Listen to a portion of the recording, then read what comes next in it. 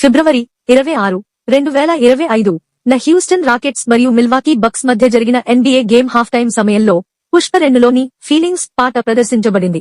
ఇది భారతీయ సినిమాకు ఒక ముఖ్యమైన ఘట్టం. ఈ ఈవెంట్లో 45 మంది డాన్సర్లు ఉత్సాహభరితమైన నృత్యాన్ని ప్రదర్శించారు. వారు టెక్సాస్లోని హ్యూస్టన్లోని టయోటా సెంటర్లో 18,000 మందికి పైగా అభిమానుల ముందు పాట యొక్క ఐకానిక్ స్టెప్పులను పునః సృష్టించారు.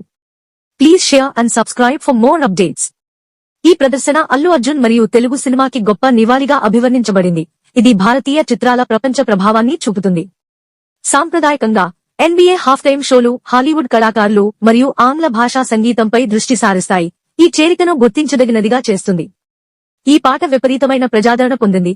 విడుదలైన కొద్దిసేపటికే యూట్యూబ్లో 16 మిలియన్లకు పైగా వీక్షణలను సంపాదించి అల్లు అర్జున్ గ్లోబల్ స్టార్ హోదాను మరింత పటిష్టం చేసింది. ప్రతిష్టాత్మకమైన క్రీడా ఈవెంట్గా ఈ క్రాస్ఓవర్ అంతర్జాతీయ ప్రేక్షకులతో భారతీయ సినిమా ఎలా ప్రతిధ్వనిస్తోందో హైలైట్ చేస్తుంది. ఇది వినోదంలో సాంస్కృతిక మార్పిడి యొక్క విస్తృత ధోరణిని ప్రతిబింబిస్తుంది.